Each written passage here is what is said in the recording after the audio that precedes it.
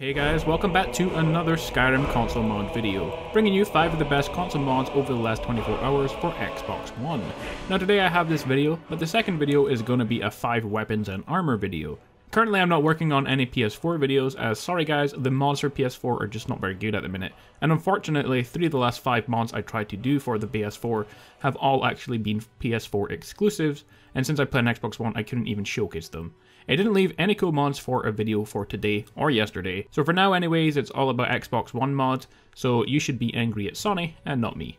Well, as always guys, we don't wait around, we're just going to jump straight into our first mod. So today's first mod is Race Rebalanced. This mod seeks to improve all races by adding lore-friendly abilities that enhance what a race excels at.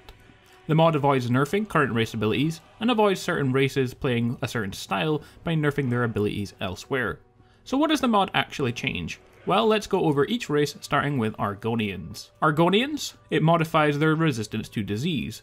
They gain an additional 50% resistance to poison in addition to their resistance to disease that they currently already have.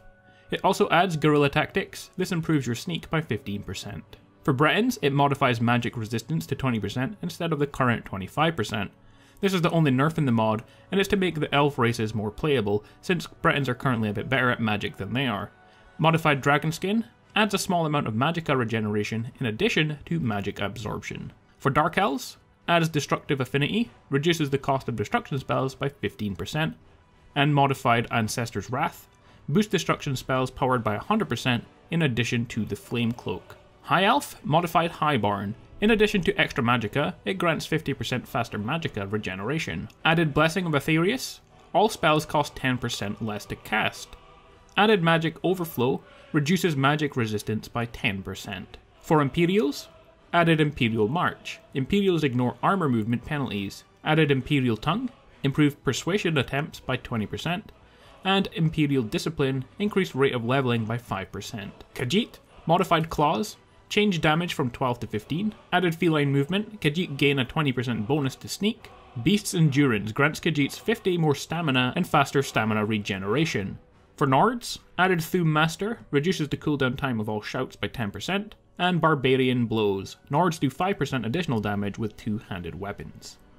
Orcs, added Pride of Orsinium. Orcs gain a 25% bonus to smithing. Added Magic Resistance, Orcs gain 5% resistance to magic. Redguard, added Hearty Constitution, increases health regeneration in combat by 20%. Added Master of the Blade, increases one-handed damage by 5%. And finally Wood Elf, added Marksman's Precision, increases archery damage by 10%. Added Swift-Footed, increases light armor rating by 15%. So a nice mod to start us off with there, making the race you choose in game way more important to your playstyle. It also makes certain races worth playing when they were average before. Next up, we have one of 2 player homes in the video, starting with Brisheim from Eleonora.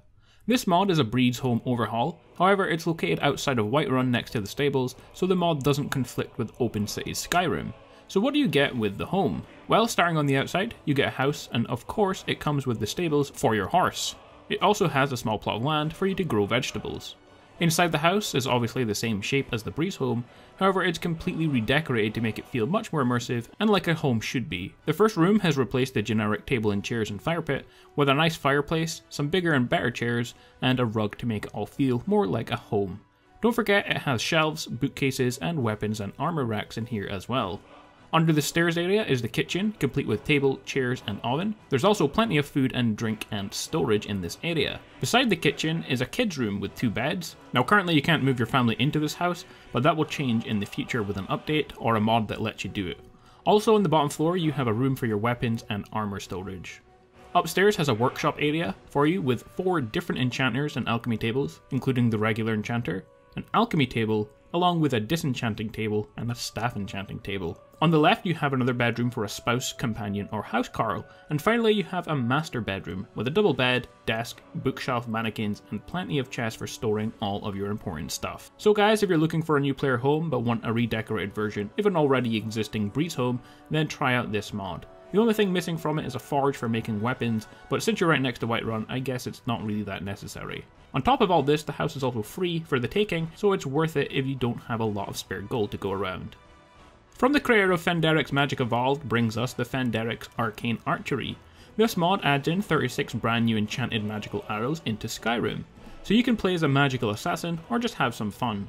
The mod adds in 12 new arrow types with enchantments, each with 3 new arrow types, normal, empowered and legendary. So the new types of arrows are: fire, causes a fiery explosion; frost, causes an icy explosion and it also slows down the target; lightning, causes a shock explosion, damages health and magicka; fear, causes targets to be struck with fear; paralysis, causes targets to be paralyzed; frenzy arrow, causes targets to enter a state of frenzy; earth, causes target to be shaken on impact and damages health and stamina; darkness, causes an explosion of darkness to damage targets and weaken their fire resistance; poison, causes targets to be inflicted by a long-lasting poison; skeletal, causes immense damage but summons skeletons that attack the archer. There are actually 2 different types of skeletal summon. There's a skeleton soldier, but the legendary arrow also summons a skeleton dragon.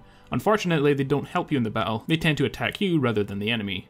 Water, causes an explosion of water to damage targets and weaken their shock and lightning resistance. And finally wind, causes stagger and knockback. Now while all of this sounds cool, keep in mind that it's not just you that gets the arrows. To keep things immersive, the enemy NPCs will also have them. So the game is going to be that bit more difficult for you, so be prepared. If you're looking to get these arrows, you can get them in 3 different ways. First, they can be crafted at the forge with wood and steel. To make the normal arrows, you use 3 arrows to make 1 empowered arrow, and 3 of those empowered arrows to make 1 legendary arrow. So all you need is some steel and wood and you can create all the different kinds. They've also been added to the leveled list, so this means that you can find them as loot, on enemies, and they can also be purchased at vendors. If you're not looking for any kind of realism and just want to have some fun, then 20,000 of each arrow can be found in a chest inside of Dragon's Reach. So overall a cool mod that not only expands the archery class, but gives you the option to combine destruction magic and archery, giving you a fun new playstyle.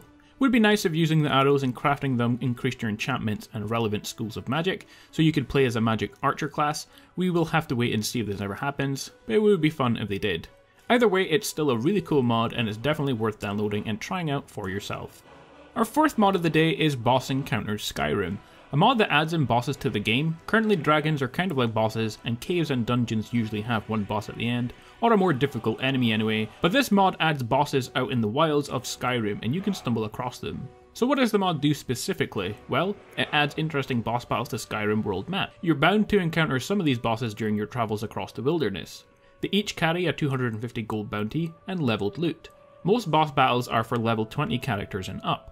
To make things fair and not give you too overpowered gear in the game, most of the boss weapons and armor is bound to their souls and not lootable. Take solace in the gold reward instead. You could track your targets using the bounty board found inside taverns in major cities. Just use the board in a tavern to begin the quest Skyrim's Most Wanted. You'll have handy objective markers to the bosses. Defeating any boss lets you track other bosses by giving you the quest as well, so you don't have to go to the tavern if you don't want to. This mod is constantly being updated with new bosses, but currently there are 5 boss battles scattered around Skyrim, all with their own little flair. To overpower them, stock up on potions and resistance. These guys don't mess around. So the bosses so far are Melivid, Son of the Storm, a powerful mage with the ability to conjure a deadly storm around him. You can find him near Robber's Gorge on the road to Dragonbridge. Look for a small island surrounded by water. Better bring some shock resistance, and for the fun of it, he can also walk on water. Car the Silver Sentinel, a Nord clad head to toe in steel plate armor, looking to meet his equal in the Falkreath Forest. Look for him near the Sunderstone Gorge entrance to give him a mighty jewel. Atticus and Garius, the Imperial Legion deserters. These are the 2 I'm fighting in the video. Atticus and Garius, great friends and once great soldiers of the Imperial Legion, are now deserters looking to escape Skyrim. Cut their treacherous journey short by taking them out in the Solitude Lighthouse. Watch out, Atticus may be slow, but his gigantic axe can chop you in half.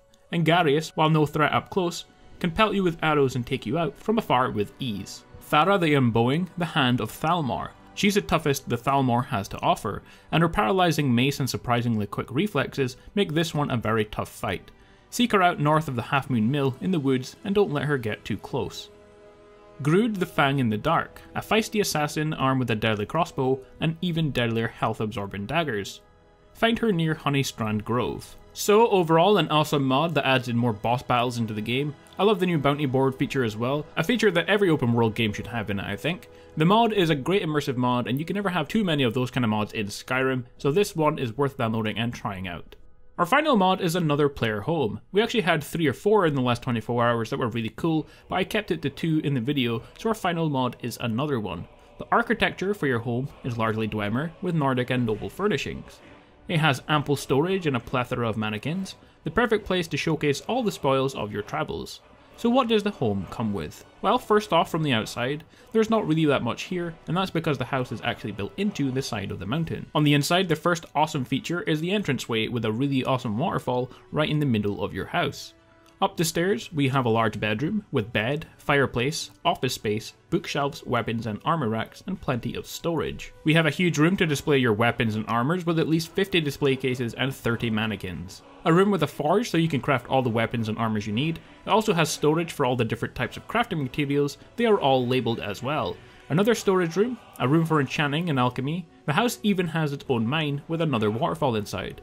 So overall, a very unique home, geared towards showing off your stuff and has a less of a family home feel to it. Only one bedroom, very little living space except for the dining table, but plenty of storage space, crafting and enchanting spaces, and more than enough places to display your weapons and armor. But if you're feeling lonely, then it's not all bad. You do have another person living here. They're called Jenna, a vendor who permanently resides here, although you may consider getting her a proper bed. So if you're looking for a unique player home and care more about stuff than having a family, then definitely check out this house. Its unique architecture is awesome, and it's definitely not like any other player home I have come across so far. Well guys, there we have it, 5 brand new mods you can download right now for Xbox One. The Phenderix Archery and the Race Rebalance are also available for PS4, so it's not all bad for you guys. If you enjoyed this video, don't forget to leave a like, comment and subscribe. And as always, I will see you all later today for another video, and that's going to be a 5 weapons and armor mod video. So look out for that, and I will see you all then.